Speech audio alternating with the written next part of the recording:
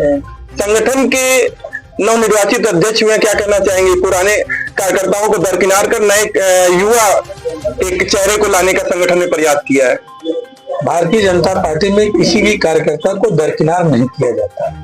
सभी पुराने वरिष्ठ कार्यकर्ताओं के आशीर्वाद लेकर के और नौजवानों के जोश, बुजुर्गों के होश के साथ ही संगठन का काम आगे बढ़ाया। संगठन के निर्देश के अनुसार मैं सबसे पहले अपने नवनियुक्त नगर अध्यक्ष को बहुत बहुत बधाई देता हूं और अपने जिला की कमेटी, अपने प्रदेश के सभी पदाधिकारियों को, वरिष्ठ पदाधिकारियों को इस बात के लिए आभार व्यक्त करता हूं कि उन्होंने नगर को एक अच्छा नगर अध्यक्ष, युवा नगर अध्यक्ष, जोशीला नगर अध्यक्ष, जो नगर को पूरा सजो करके चल सकता है, ऐसा मंडल अध्यक्ष दिया है। और मुझे पूरा विश्वास है कि इनके नेतृत्व में टांडा नगर निरंतर प्रगति के पथ पर जाएगा और 2027 में निश्चित रूप से टांडा विधानसभा में भी कमल का फूल खिलेगा और आने वाले समय में एक बहुत ही अच्छा संयोजित, समन्वित और सब सारे लोगों को मिला जुला करके जातीय समीकरण बैठाते हुए एक अच्छा संगठन खड़ा करने का काम तेजस्वी जायसवाल जी करेंगे।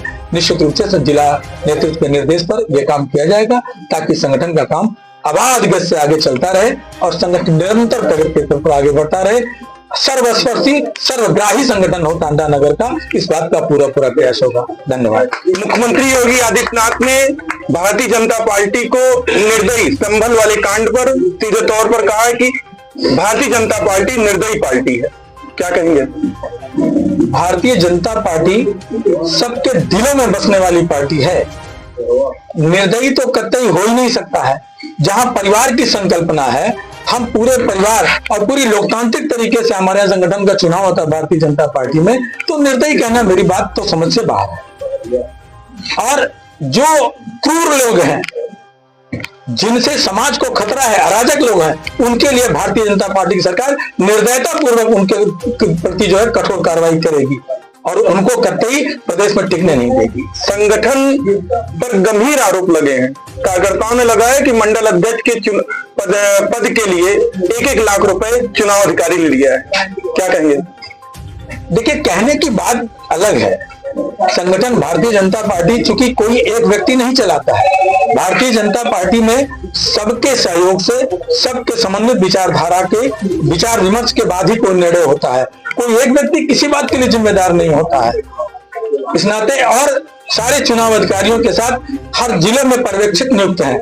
उनके पर्यवेक्षण में, देख रेख में ही सारे चुनाव की प्रक्रिया संपन्न हुई है। इस नाते इस तरह की बात करना बेवजह है और इस तरह की बात करना भी नहीं चाहिए किसी को, कोई करता है। और इस प्रकार की बातें संगठन में कोई मायने नहीं रखती। क्या कारण देर हो गया? 9 मंडल अध्यक्षों की सूची जो आनी थी जिला प्रतिनिधियों की, क्या कारण देर हो गई? बड़ा परिवार है, बड़े लोग हैं, बड़े संगठन हैं और इस नाते विचार विमर्श में थोड़ा समय लगता है और उस समय के साथ समय पर ही सारी घोषणा हुई है और एक बड़ी पूरी प्रक्रिया, लोकतांत्रिक प्रक्रिया से पूरे हमारे संगठन का चुनाव गुजरा है। बूथ अध्यक्ष का चुनाव, हर बूथ पर बैठ करके बूथ अध्यक्ष का चुनाव, बूथ समिति के लोगों के साथ बैठ करके बूथ अध्यक्ष चुनाव हुआ है और उसके बाद बूथ अध्यक्षों के द्वारा और उसके द्वारा ये मंडल अध्यक्ष का चुनाव की सारी प्रक्रिया संपन्न कराई गई है। फिर उस पर प्रदेश नेतृत्व और जिला नेतृत्व जो भी है, हमारे जिले के चुनाव अधिकारी और उनके माध्यम से प्रदेश नेतृत्व के निर्देश में ये सारी सूची तैयार हुई है। इसमें कहीं कोई किसी प्रकार के प्रति कोई भेदभाव नहीं है। सारे सामाजिक समीकरण को संतुलित करते हुए ये सारे निर्णय लिए गए हैं। मैं बधाई देता हूँ अपने संगठन को कि बहुत ही समुचित और बहुत ही ठीक प्रकार का निर्णय संगठन ने लिया है और जिले का पूरा संगठन अपनी पूरी गति से आगे बढ़ेगा और 2027 में जिले की 5 विधानसभा भारतीय जनता पार्टी की झोली में जाने वाली है, इसमें कोई संदेह नहीं। मकर संक्रांति के अवसर पर क्या संदेश देना चाहेंगे जनपद के? संक्रांति तो अपने आप में अच्छे परिवर्तन की जो है सूचक है और मकर संक्रांति भगवान सूर्य ये संदेश देते हैं कि संक्रांति एक अच्छी क्रांति, एक अच्छी दिशा में समाज आगे बढ़े और समाज का परिवर्तन हो, लोगों का मन मस्तिष्क देश और राष्ट्र के प्रति समर्पित भाव से लोग काम करें, किसी भी काम को करें, हर काम में राष्ट्र की भावना विद्यमान हो। ऐसी एक शुभकामनाओं के साथ मैं मकर संक्रांति पर सबको बहुत बहुत बधाई देता हूं और विश्वास ये अपेक्षा करता हूं कि हम सभी